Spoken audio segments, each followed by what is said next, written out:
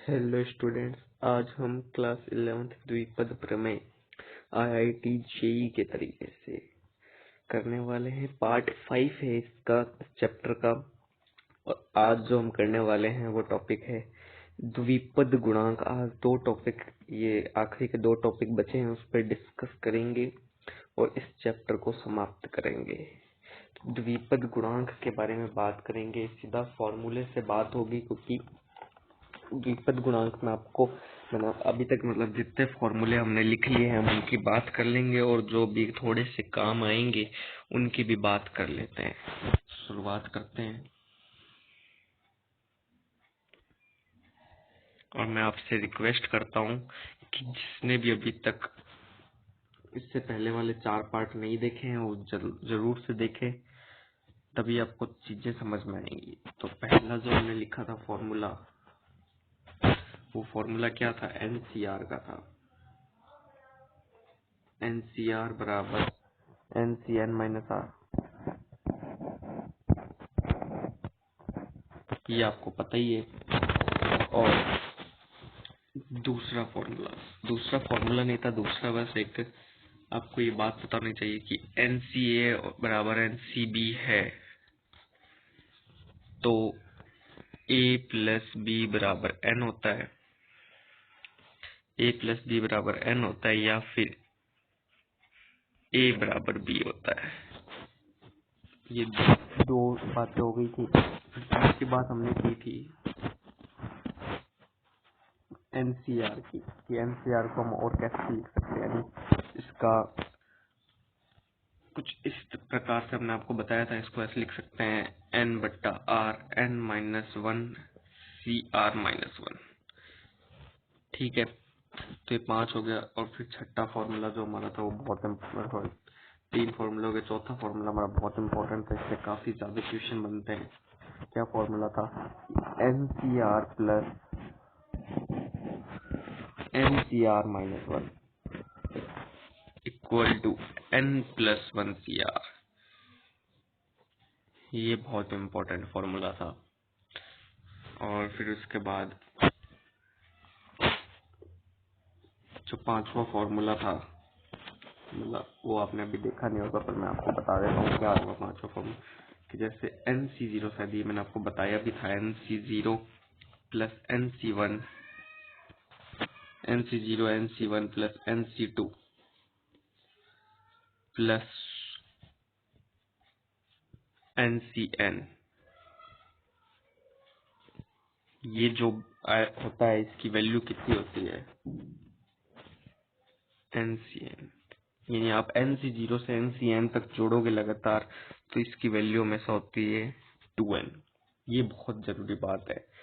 जब आप क्वेश्चनों को करोगे तो आप हर चीजों को ऐसे पूरा सॉल्व थोड़ी ना करोगे। आपको पता होना चाहिए कि अगर आप एन सी जीरो से लेकर एन सी एन तक लगातार जोड़ रहे हो तो इसका आंसर 2n आएगा। ठीक है, अब इसके बाद 6 नंबर की बात करें। 6 नंबर भी उससे थोड़ा रिलेटेड ही है, बस थोड़ा सा डिफरेंस है उसमें। क्या है कि n C zero minus n C one, n C zero minus n C one plus n C two minus, ये ऐसे चलता रहेगा, आखिरी में आएगा प्लस एन सी एन। तो इसका जो वैल्यू होता है वो कितना होता है? N C n. तो इसकी जो वैल्यू होती है वो होती है 0। ये बहुत जरूरी बात है कि जब आप विषम पदों को घटाओगे और सम पदों को जोड़ोगे तो आंसर हमेशा 0 आता है। N C zero n C one, इस तरीके से। सातवीं बात है एन सी जीरो, आपने सिर्फ सम पदों को जोड़ा। N C zero plus n C two plus n C four plus so on, जितने भी सम पद आएंगे उतने, इसका वैल्यू कितना होता है? 2 की पावर n माइनस वन। ठीक है, तो ये बहुत जरूरी बात है। और अगर आप ये विषम पदों के साथ करें, विषम पदों के साथ NC1 plus NC3 plus NC5 plus so on. इसकी वैल्यू होती है 2 की पावर n-1। दोनों की वैल्यू सेम होती है, चाहे आप सम पदों को जोड़ो चाहे विषम पदों को, क्योंकि आपने 6th वाली जो मैंने आपको रूल लिखा है उसमें क्या लिखा है कि सम पदों को जोड़ोगे और विषम पदों को घटाओगे तो आंसर 0 होता है। अब आप सम पदों को देखो 2n-1 आ रहा है और जो विषम पद है उसका भी आंसर 2n-1, इन दोनों को घटाओगे तो 0 आएगा। तो ये भी बात आपको पता चल गई कि 0 आता है आंसर। अब हम बात करेंगे क्वेश्चन की। क्वेश्चन जो है वो बहुत शानदार क्वेश्चन है। अब नए नए प्रकार के क्वेश्चन है जो कि जेई में पूछे जाते हैं और बहुत शानदार शानदार क्वेश्चन में लेकर आया हुआ इस बार, तो बहुत ध्यान से देखना क्या है क्वेश्चन। देखो क्वेश्चन बहुत ही ज्यादा इजी है, कोई हार्ड क्वेश्चन नहीं है। क्वेश्चन का पहला टॉपिक क्या है ये समझ लो। जब आपको क्या दे रखा हो, द्विपद गुणांक, हमने द्विपद गुणांक की बात की है ना, तो द्विपद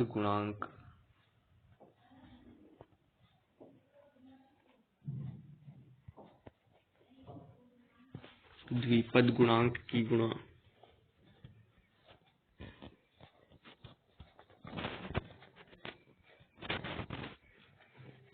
में जीपी हो, ये क्वेश्चन इस टाइप के क्वेश्चन आते हैं। द्विपद गुणांक की गुणा में क्या हो, जीपी हो। तो कैसे करना है ध्यान से समझो। कुछ पॉइंट्स लिखाऊंगा, उस पॉइंट्स को ध्यान से समझना। क्या पॉइंट्स है? पहला कि शुरुआत हमेशा NC 0 होगी। शुरुआत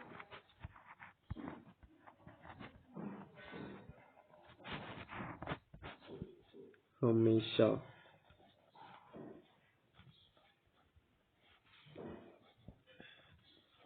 NC 0 से होगी।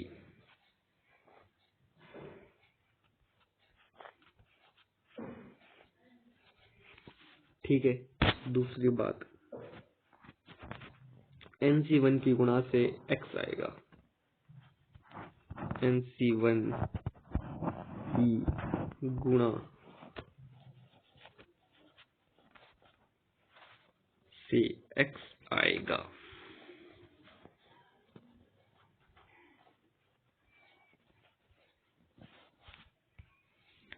अब ये क्वेश्चन है, अब मतलब ये बात हो गई। अब इसे करना कैसे है और कैसे नहीं करना है ये अभी आपको पता चल जाएगा।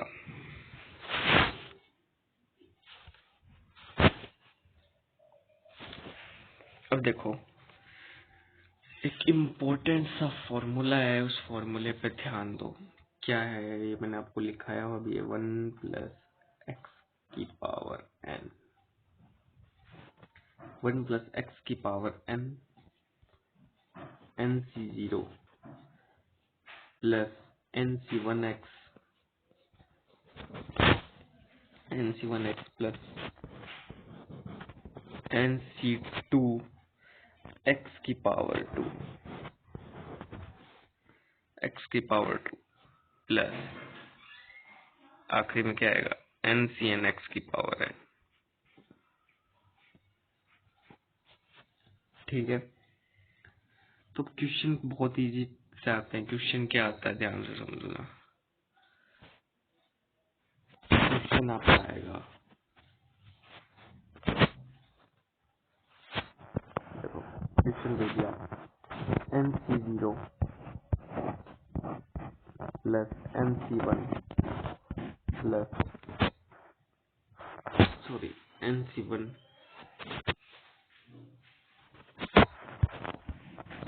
डॉट यानी मल्टीप्लाई बाय 2 प्लस NC2 2 का स्क्वायर प्लस आखिरी में क्या आएगा, NCn 2 की पावर n।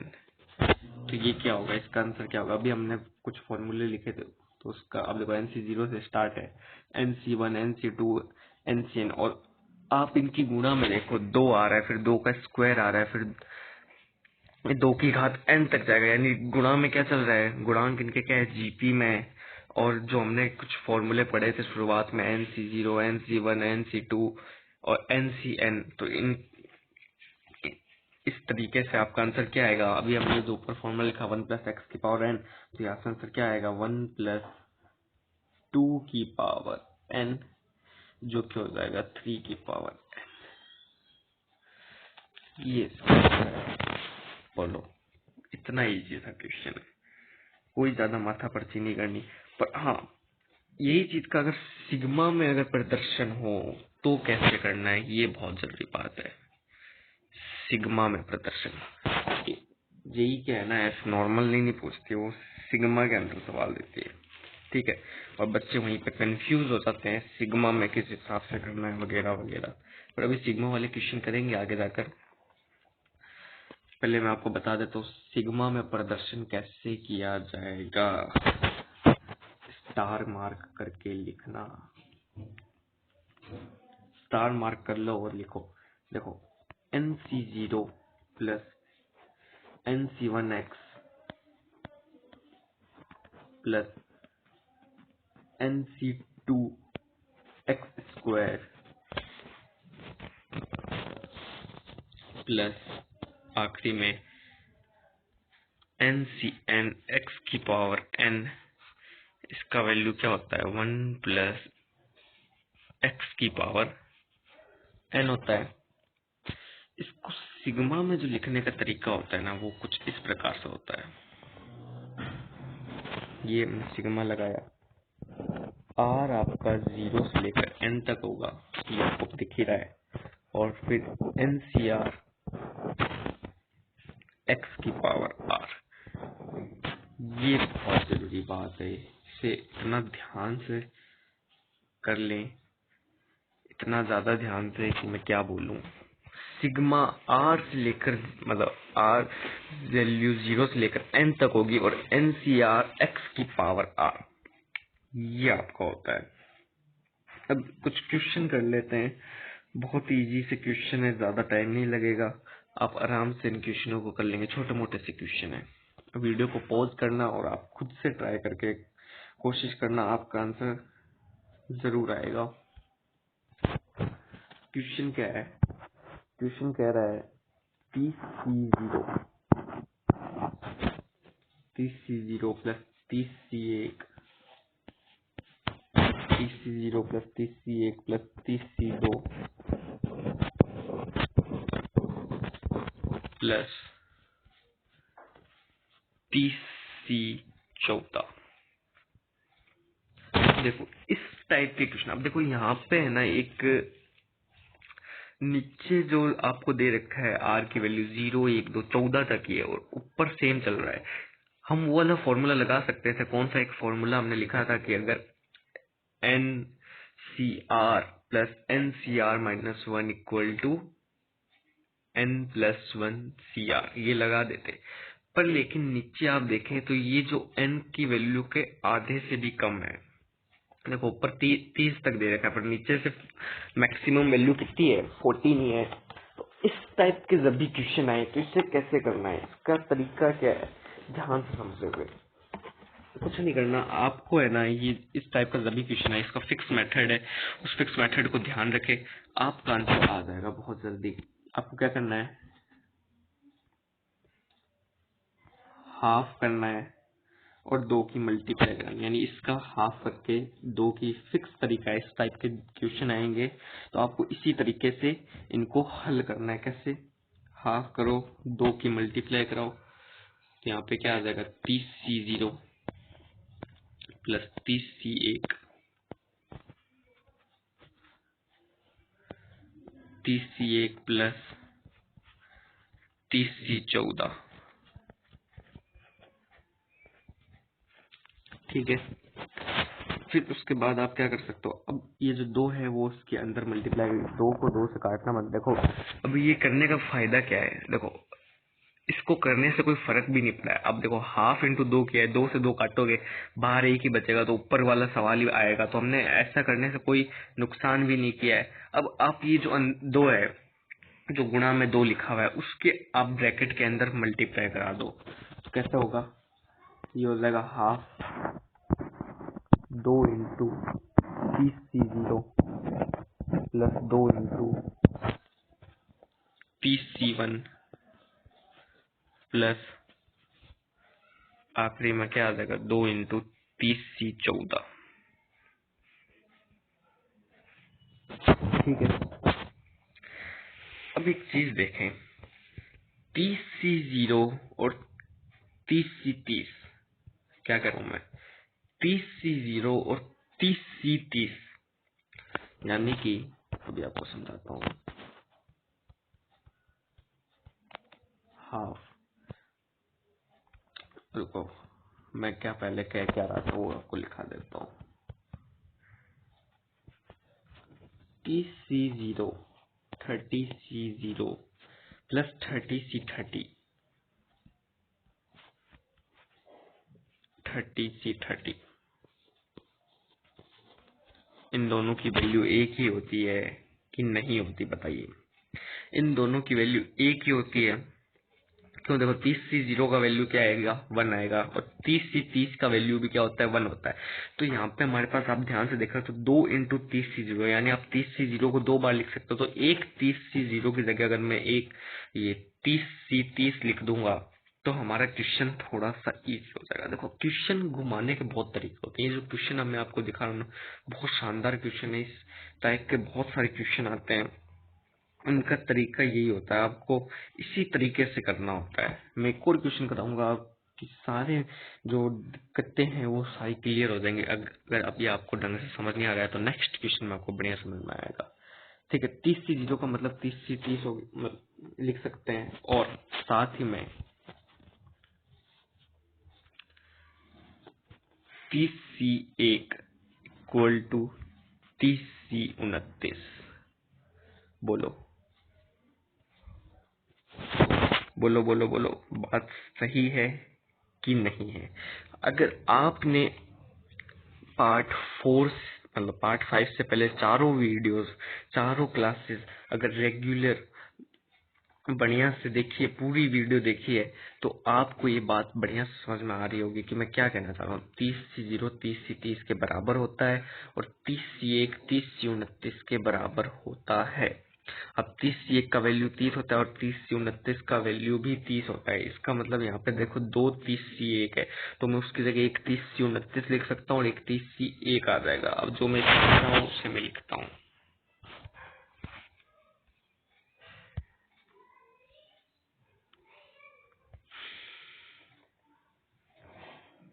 तो देखो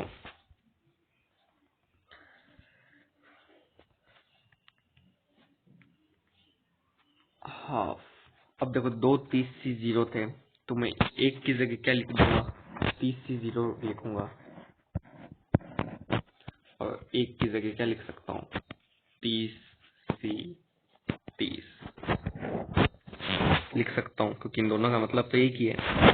वैसे ही plus 30C1 plus 30C29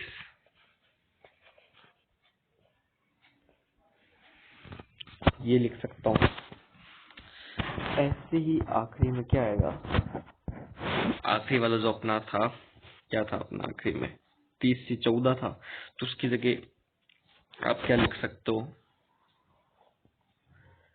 30C14, इसमें से इसको घटाओगे यानी 16 आएगा, 30C16।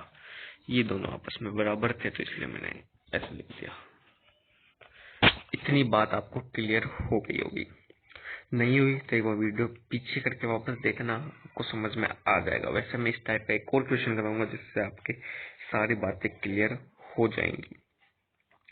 अब मैं इसको थोड़ा सा सुलझा के लिखूंगा तो मेरा आंसर आ जाएगा, जो हमने पहले बात की थी किस चीज की, NCR plus NCR minus 1 equal to N+1 CR, वो वाली बात आ जाएगी। क्यों, तो पहले हमारे क्या क्वेश्चन था 30C0 से लेकर 30C14 तक था, पर लेकिन अब मैंने ऐसी सिचुएशन ला दी कि वहां पे हमें 30C30 भी दिख रहा है, और शुरुआत में 30C0 भी दिख रहा है। पर इसमें एक चीज ध्यान रखना, एक पद गायब है, क्योंकि देखो यहाँ पे 30C0 है, 30C30 30C1 30C9 सबके जोड़े आ रहे हैं। पर बीच में जो आपका एक पद गायब है कौन सा, 30C15, क्योंकि आपका जो आर की मैक्सिमम वैल्यू थी वो ही 14 थी, तो 15वां पद तो होगा ही नहीं, तो इसलिए मैं आखिरी में 30C16 दिखा। तो इसका मतलब कि आप इसे कैसे लिख सकते हो, हाफ चल ही रहा है, इसे मैं अगर बढ़िया से सुलझा के लिखूंगा 30C0 plus 30C1 plus 30C2 plus, ये ऐसे चलता रहेगा, एक पद बीच में आपका आएगा, वो हम आखिरी में क्या कर देंगे, माइनस कर देंगे। क्यों करेंगे, क्योंकि हमें उसकी जरूरत नहीं है, पर लेकिन वो एक्स्ट्रा आ रहा है तो हमें उसे माइनस करना पड़ेगा, मतलब जरूरत। अब देखो जो आपको फॉर्मूला लगता है NCR minus 1 plus equal to N+1 CR, वो कब लागू होगा, जब आपका 0 से लेकर N तक लगातार मान दिखे, पर आपको 30C15 इधर नहीं दिख रहा, तो अगर हम 30C15 इधर लेंगे तो हमें 30C15 को माइनस भी करना पड़ेगा। ये बात आपको समझ में आ रही होगी कि मैं क्या कहना चाह रहा हूँ। 30C14 प्लस 30C16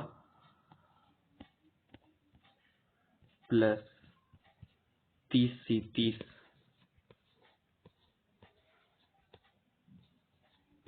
पर ये अभी भी कंप्लीट नहीं हुआ, हमारा एक पद कौन सा गायब है, 30C15 वाला, तो हम इसको अगर जोड़ेंगे तो इसको हमें घटाना भी पड़ेगा। देखो जोड़ने और घटाने से हमें कोई फर्क पड़ेगा नहीं, पर हमारा जो फॉर्मूला है वो यहाँ पे लागू हो जाएगा।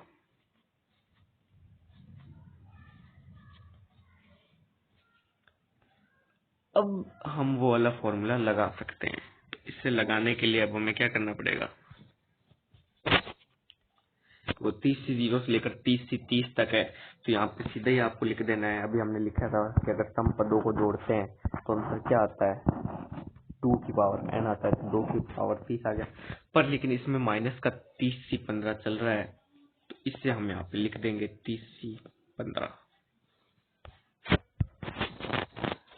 यही आपका आंसर हो जाएगा। ये बहुत शानदार क्वेश्चन था, ऐसे क्वेश्चन बहुत आ जाते हैं जेई के अंदर, इस टाइप का क्वेश्चन आने की बहुत संभावना होती है, तो इसलिए इस क्वेश्चन को ध्यान से सुनना है। इस टाइप का क्वेश्चन मैं अभी एक और करवा रहा हूँ, वैसे ये इतना हार्ड नहीं है, अगर आप इसके क्वेश्चन की गहराई में जाके इसको ध्यान से एनालाइज करोगे तो आपको ये क्वेश्चन बहुत इजी लगेगा। तो नेक्स्ट क्वेश्चन करते हैं। नेक्स्ट क्वेश्चन क्या है, ध्यान से समझिए, ये इसी टाइप का क्वेश्चन है for 19C0 plus 19C1 plus 19C1 plus 19C2 plus fix method है। इस टाइप के जितने भी क्वेश्चन आएंगे ना, मैं कह रहा हूँ आपसे, हर बार कह रहा हूँ, फिक्स तरीका है, इसी तरीके से आपको करना है। हाफ से मतलब 2 से भाग दे दो और 2 से गुणा करा दो, यही तरीका है। 2 से भाग दे दो, 2 से गुणा करा दो। फिर से देखो आपको पूरे पद नहीं दे रखे, तो आप क्या करना है, वही तरीका लगाना है, 2 से भाग दो और 2 से ही गुणा करा दो, और ये सारे पद आपके यहाँ पे आ जाएंगे। 19C0 प्लस 19C1, अब आपको और बढ़िया से समझ में आ जाएगा। 19C2 plus 19C9,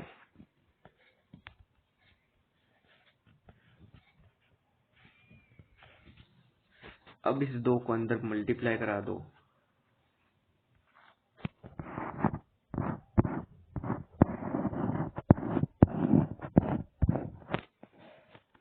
2 into 19C1 plus 2 into 19C2 plus 2 19C9।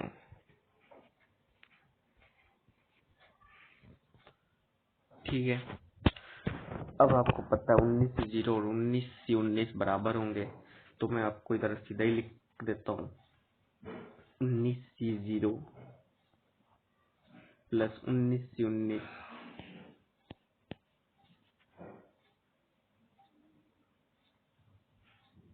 ये आपस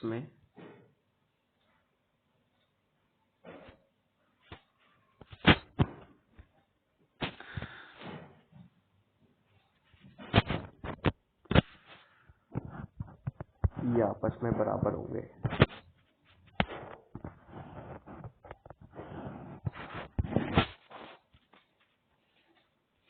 plus 19C1 plus 19C18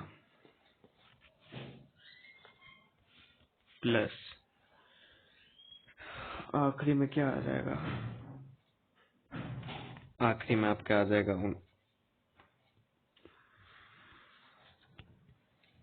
19C9 plus 19C10।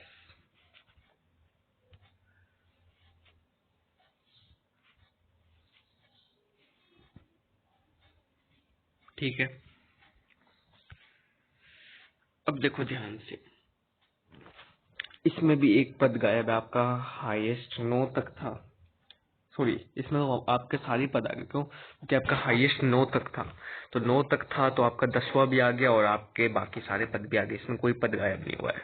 इस बात का भी आपको ध्यान रखना पड़ेगा। जरूरी नहीं कि हर बार आपके पद गायब हो जाएं। अब देखो पिछला जो क्वेश्चन था उसमें 30 से 14 दिया हुआ था आखिरी, तो उसमें आपका एक पद गायब हो गया था। क्यों? क्योंकि 30 में से 14 घटाने पे आपका 16 आता है, लेकिन यहाँ पे 19 में से 9 घटाने पे आपका 10 आएगा। दोनों पास पास के पद है, लेकिन 30 में से 14 घटाने पे 16 आ रहा था। बीच में जो 14 और 16 के बीच में क्या आता है? 15 आता है। जब आपको घटाने पर एक पद आपको एक्स्ट्रा मिल रहा है तो आपको वो पद जोड़ना है और वो घटाना है। इस क्वेश्चन में ऐसा नहीं होगा। तो अब देखो इधर सीधे ही आपका आंसर क्या आ जाएगा, ध्यान से समझना। तो ये इसे मैं अगर बढ़िया से एडजस्ट करके लिखूंगा तो ये 19C0 से स्टार्ट होगा, प्लस 19C1 आएगा, plus 19C1 plus 19C2 plus 19C19 आखिरी वाला।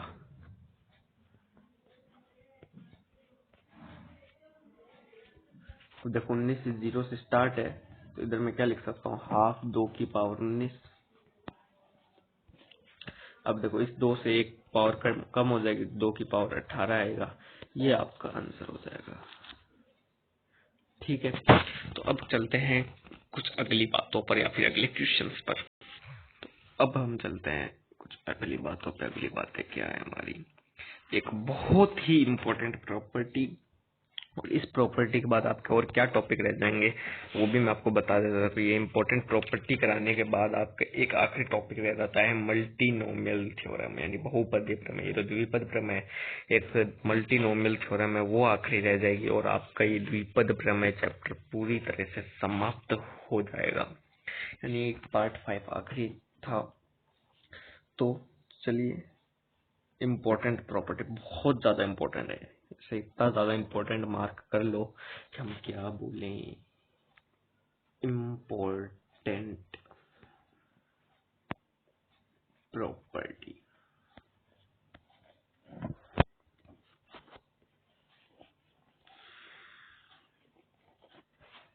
क्या है? इम्पोर्टेंट प्रॉपर्टी ध्यान से समझो, एकदम प्यार से समझाऊंगा। बहुत जरूरी बात है। जैसे आपको कभी अभी तक क्या था, एक एक चीज आपको दिख रही थी, अब आपको एन अगर दो दो दिख जाए, वो भी आपस में गुणा हो रहे हैं और फिर आगे प्लस आ रहा है और ऐसे ही चलते जा रहा है, तो कैसे करना है ध्यान से समझो। आपको दे दिया जैसे NC प्लस NC0। आपने इस टाइप का कभी अभी तक एक भी चीज नहीं देखा है। प्लस NC(x-1) प्लस गुणा NC1 प्लस NC(x-2) MC2। ठीक है, प्लस देखो इधर आप ये जो क्वेश्चन है ना, इसमें आपको दो दो सीरीज चल रही है। देखो NCX वाली चल रही है, एक MCQ, यानी जब दो दो प्रकार की चले। अब देखो यहाँ पे आखिरी में क्या आएगा, अभी आखिरी भी नहीं है। ये देखो इधर क्या लिख सकते हो, ये NCX minus R, X minus R, MCR plus, ये देखो ये वाला घट रहा है, वो वाला बढ़ रहा है, तो आखिरी में क्या हो जाएगा, NC0 MCX।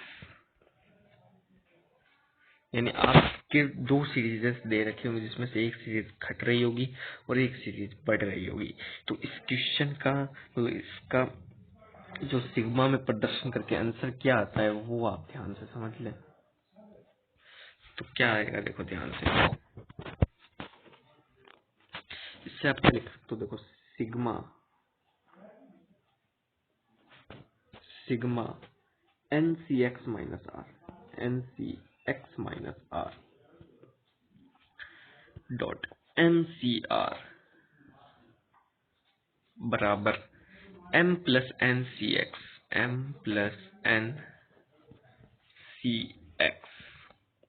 यानी जब आपको ऐसी दो दो सीरीज चल रही हो NCX माइनस R MCR वाली, तो आप इन दोनों के जो N है यानी M और N, इन दोनों को जोड़ दोगे और नीचे X लिख दोगे, यानी X जो भी आपका पद होगा। इस टाइप के क्वेश्चन करते हैं, ये बहुत इंपॉर्टेंट बात है, इसे ध्यान से आपने नोट करना है और फिर इस पे क्वेश्चन करते हैं। ठीक है, तो इस पे क्वेश्चन किस हिसाब से आते हैं, ये देखो ध्यान से।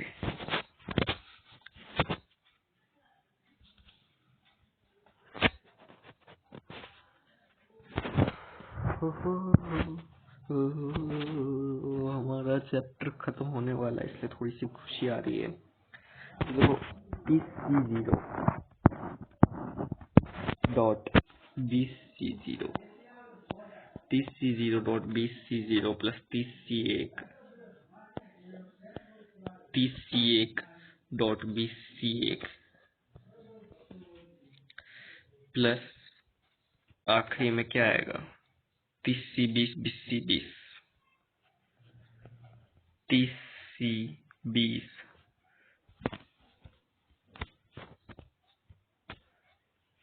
TC20 dot BC20। ठीक है, अब देखो सीधा आंसर आप लिख रहे हैं, कुछ भी नहीं करने की जरूरत है। आप कैसे लिखेंगे ध्यान से समझ लो। पर लेकिन ये अभी जो हमने लिखा है, हमने गलत लिख दिया है, क्वेश्चन थोड़ी सी मिस्टेक कर दी।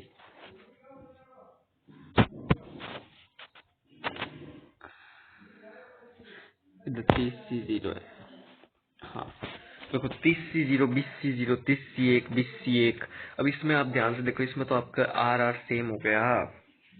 इसे हम अगर थोड़ा सा सुलझा के अच्छी तरह से लिखेंगे तो आपका आंसर आ जाएगा, क्योंकि हमें क्या लिखना है, घटते से बढ़ते क्रम में, बढ़ते से घटते क्रम में, इस टाइप का लिखना है, तो आपका आंसर आ जाएगा। तो अब इसे आप कैसे लिखोगे, 30 तो अपना सेट कर दो, इधर मैं लिख सकता हूँ 20 कोई फर्क नहीं पड़ने वाला, प्लस 30 एक को फिक्स रहने दो और दूसरे को बदल दो, एक को फिक्स रहने दो और दूसरे को बदल दो, 20 इसको ऐसे लिख सकते हैं, इससे कोई प्रभाव नहीं पड़ने वाला, सेम ही बात है। तो ऐसे आखिरी में क्या आएगा,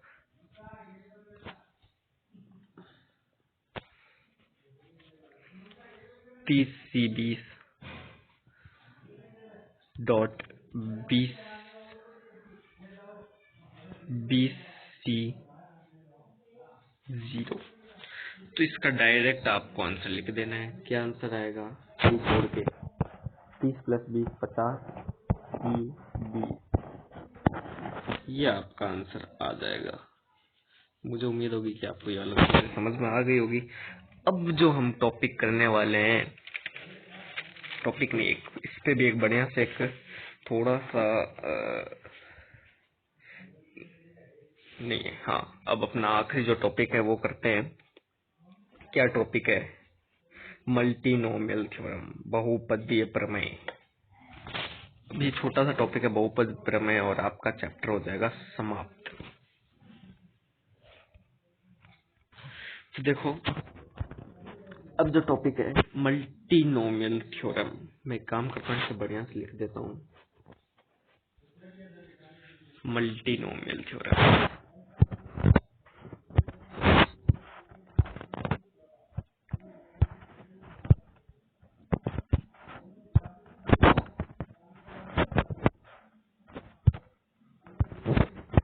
थ्योरम, ठीक है। मल्टीनोमियल थ्योरम,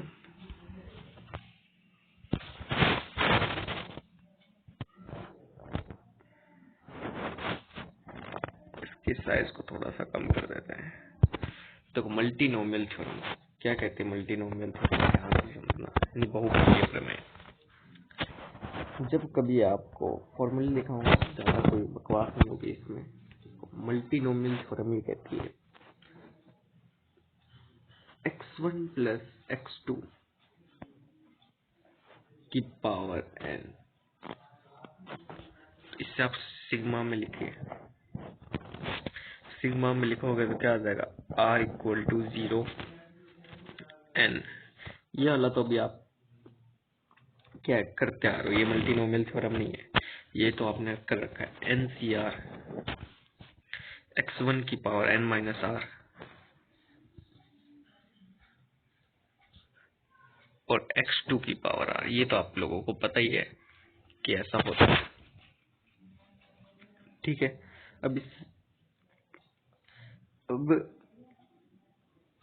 आपका जो मल्टीनोमियल थ्योरम है वो क्या कहती है, वो भी आपको समझ में आ जाएगा धीरे धीरे।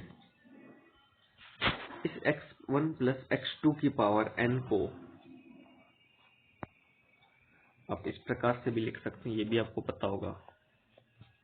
कैसे लिख सकते हो? r इक्वल टू 0 से n तक रहेगा और n का फैक्टोरियल,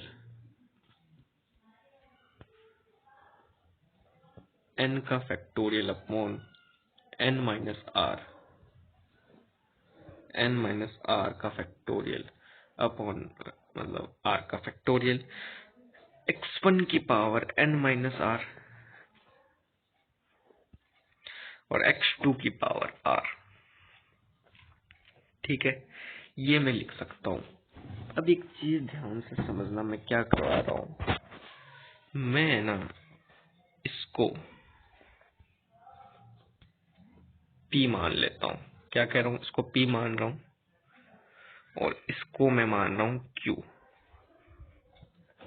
यानी जो दो लिखे हुए n माइनस r, इसको P मान रहा हूँ और उसको R वाले को Q मान रहा हूँ। क्या कर रहा हूँ आपको बढ़िया से अभी समझ में आ जाएगा। अब इसको मैं क्या लिख सकता हूँ? x1 प्लस x2 की पावर n को x1 प्लस x2 की पावर n को अब जाके मैं क्या लिख सकता हूँ? सिग्मा में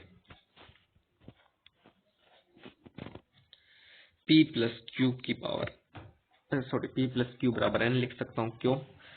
अभी आपको समझ में आ जाएगा। देखो r इक्वल टू 0 है और n माइनस r को मैंने p मान लिया और r को q मान लिया। इसका मतलब p प्लस क्यू किसके इक्वल हो जाएगा? n के इक्वल होएगा। तो इसको क्या लिख सकते हैं? n का फैक्टोरियल अपॉन में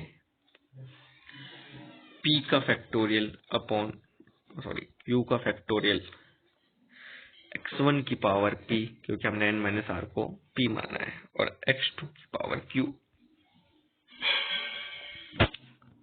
ठीक है। अब आपका रियल फॉर्मूला क्या है मल्टीनोमियल थ्योरम? तो अभी आपको ये सारी बातें आपको पता ही है, आप करते ही आ रहे हैं। मल्टीनोमियल थ्योरम में बहुपद होते हैं, यानी कि तीन पद आएंगे, x1 plus x2 plus x3 की पावर n, इस टाइप का आता है। सिग्मा में इसे लिखा जाता है p plus Q plus r की पावर सॉरी r बराबर n हो जाएगा।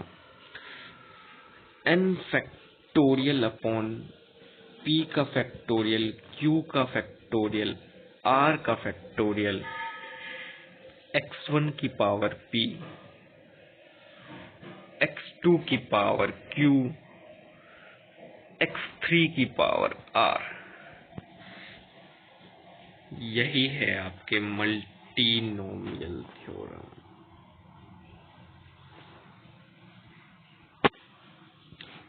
यही है आपके मल्टीनोमियल थ्योरम।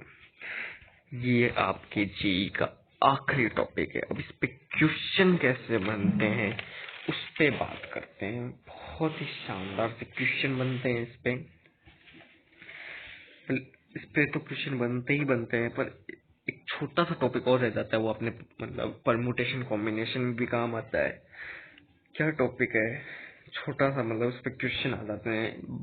इसे बायनोमियल थ्योरम में भी ले लिया जाता है, परमुटेशन कॉम्बिनेशन में भी ले लिया जाता है। क्या है, ध्यान से समझना बातों को।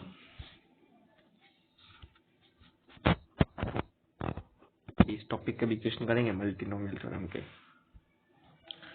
मैं कुछ लिखता हूँ। क्या कि कुल विभिन्न पदों की संख्या जब x1 यानी कि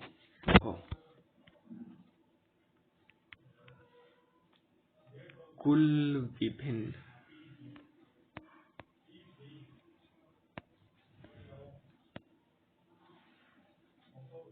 पदों की संख्या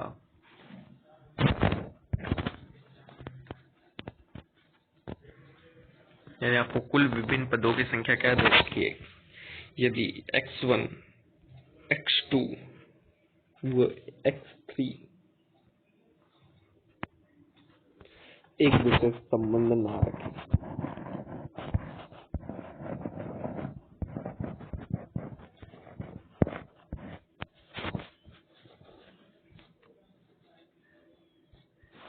संबंध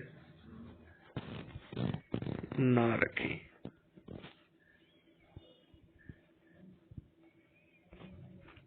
ऐसे केस में आपका जो फॉर्मूला बनता है वो क्या बनता है, n plus x minus one C x minus one. या फिर से अगर हम थोड़ा सा सुधार करके लिखें तो आप ये लिख लो n plus r minus one C r minus one. बहुत important, n plus r minus one C r minus one. और यहाँ पे जो x1, x2, x3 होते हैं ना, ये पदों की संख्या होती है। अब इस पे क्वेश्चन कैसे आता है ध्यान से समझना। इसी टॉपिक पे जो भी करना है n plus r minus one C r minus one, तो कैसे आता है ध्यान से समझना बातों को। मल्टीनोमियल का भी करेंगे अभी क्वेश्चन, चिंता करने की जरूरत नहीं, सारी बातें कराऊंगा, एक एक चीजें करवाऊंगा आपको, पूरा टॉपिक क्लियर होगा आपका। अब देखो क्वेश्चन किस हिसाब से बनता है। छोटे छोटे क्वेश्चन आते हैं इस टॉपिक पर, हाँ कभी कभार घुमा के भी पूछ लेता है, पर लेकिन उसको आपको समझना पड़ता है क्या कह रहा है। अब क्वेश्चन एक छोटा सा ले लेते हैं, x plus y minus z की पावर 16 में विभिन्न पदों की संख्या ज्ञात करें। में पदों की संख्या, पदों की संख्या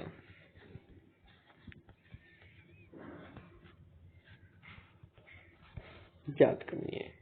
तो अब देखो यहाँ पे ध्यान से समझो, n की वैल्यू आपको 16 दे रखी है और x की वैल्यू यानी कि जो r है, हमने r लिखा ना सूत्र में, तो r लिख देते हैं। r की वैल्यू आपको 3 दे रखी है, यानी पदों की संख्या। फॉर्मूला लगाओ संख्या का, यानी पदों की संख्या का फॉर्मूला क्या आता है आपके,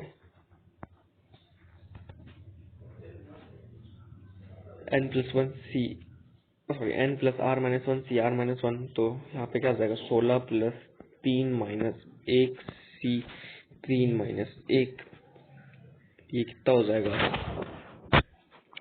18 सी 2। 18 सी 2 का मतलब क्या हो गया, 18 इंटू 17, 1 इंटू 2, 2 से जाएगा 9 बार, और 17 में कितना होता है, 153 होता है, यानी इसमें 153 कर दें, ये आपका आंसर हो जाएगा। अब इस पे थोड़ा सा एक बढ़िया सा क्वेश्चन कर लेते हैं, वो भी इतना बढ़िया नहीं है पर ठीक ठाक क्वेश्चन है। क्या क्वेश्चन है ध्यान से समझो। क्वेश्चन दे दिया आपको, क्वेश्चन क्या है, x plus y plus z की पावर n में पदों की संख्या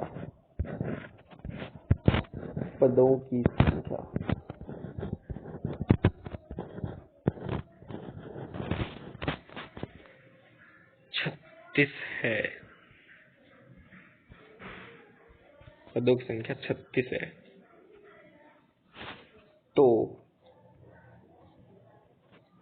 n ज्ञात कीजिए।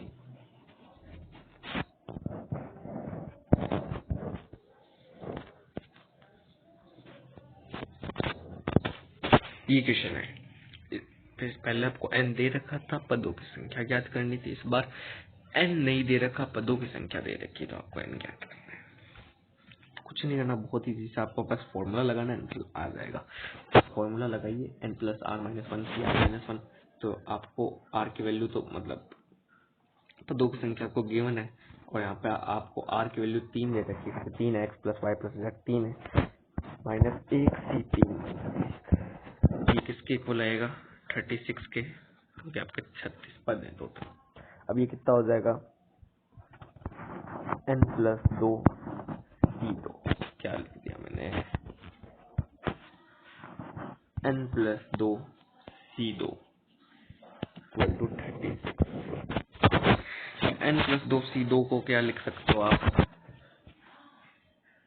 n plus 1 n plus 1 n plus 2।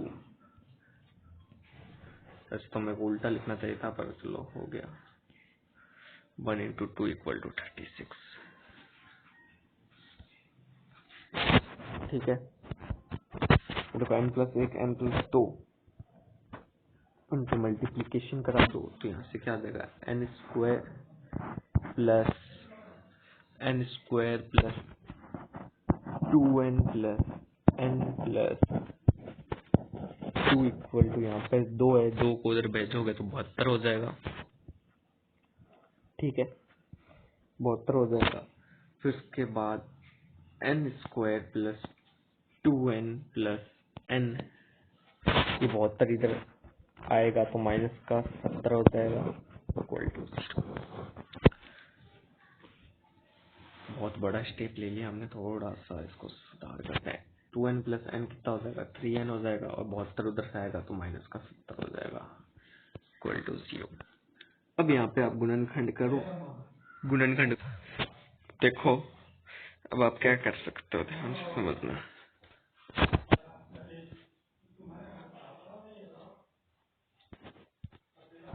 अब देखो आप क्या कर सकते हो, इसके गुणनखंड करो तो n स्क्वायर प्लस 10 सत्ते 70 होता है, तो 10n minus 3, 10n minus 7n minus 70 equal to 0। ठीक है, अब इसे हल करोगे तो आपका क्या आएगा, n की वैल्यू आपके यहाँ पे 2 वैल्यू आएगी n की, कितनी, सॉरी n प्लस 10 और n प्लस 7। ठीक है, n प्लस 10 n प्लस 7। अब यहाँ पे आप देखिए ध्यान से, आपका 36 मान है। अब 10 तो n का वैल्यू हो नहीं सकता, क्यों, क्योंकि आपका मान ही 36 है, तो 10 तो वैल्यू आपकी होगी नहीं। सॉरी, इधर गलती कर दी ना हमने, 10 तो वैल्यू हो ही सकती है, पर इधर 10 होगा नहीं। आपका वैल्यू कितनी होगी, 7 होगी। 10 करोगे तो 36 से ज्यादा आंसर आएगा। अब हम बढ़ते हैं अपने मल्टीनोमियल थ्योरम के क्वेश्चंस पर। बहुत इंपॉर्टेंट क्वेश्चन है, बहुत काम के क्वेश्चन है। कैसे करना है और क्यों करना है आपको सब समझ में आ जाएगा। ठीक है, नेक्स्ट पेज लेते हैं, एक दो पेज और ले लेते हैं, क्या पता हमें ज्यादा क्वेश्चन करने पड़े। मल्टीनोमियल के क्वेश्चंस कैसे हैं, ध्यान से समझो। तो क्वेश्चन है,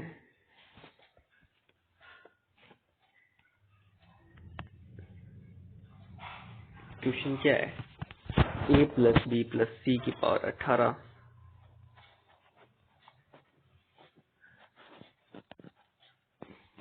धारा के प्रसार में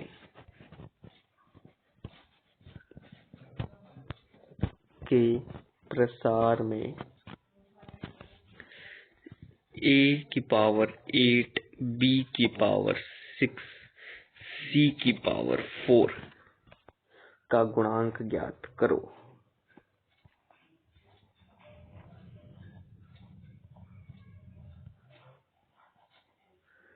गुणांक ज्ञात करो।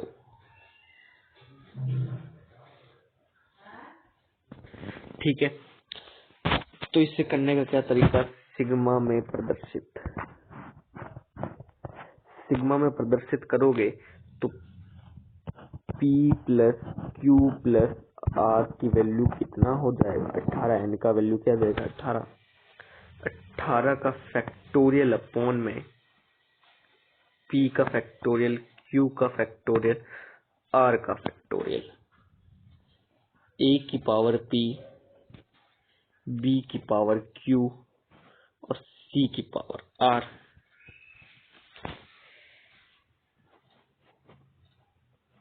अब देखो सिग्मा हट गया तो कैसे, 18 का फैक्टोरियल अपॉन में 8 का फैक्टोरियल, क्योंकि आपका a की पावर कितनी दे रखी थी, 8 दे रखी, तो p q r की जगह वो वैल्यू रख दो, 8 6 और 4। ठीक है, और a की पावर 8 चली रही है, b की पावर 6 चली रही है, c की पावर 4 चली रही है। तो आपका जो गुणांक पूछा था, गुणांक क्या हो जाएगा, 18 का फैक्टोरियल अपॉन में 8 का फैक्टोरियल, 6 का फैक्टोरियल, 4 का फैक्टोरियल, ये आपका आंसर हो जाएगा। ठीक है, तो अब हम जो क्या करने वाले हैं, मेरे ख्याल से हमने सारे टॉपिक क्लियर कर लिए हैं और आपका चैप्टर यहाँ पे समाप्त हो चुका है। मुझे उम्मीद होगी कि आपको आज का ये लेक्चर पसंद आया होगा और हमने बाइनोमियल थ्योरम पूरी तरह से कंप्लीट कर लिए। आने वाले अब जो नेक्स्ट वीडियो आएगी, नेक्स्ट जो भी आपका सीरीज आने वाली है वो इस चैप्टर की आने वाली है। बहुत इंपॉर्टेंट चैप्टर, बहुत बड़ा चैप्टर, क्या नाम है उसका, स्ट्रेट लाइन सरल रेखाएं, जेई के तरीके से करेंगे।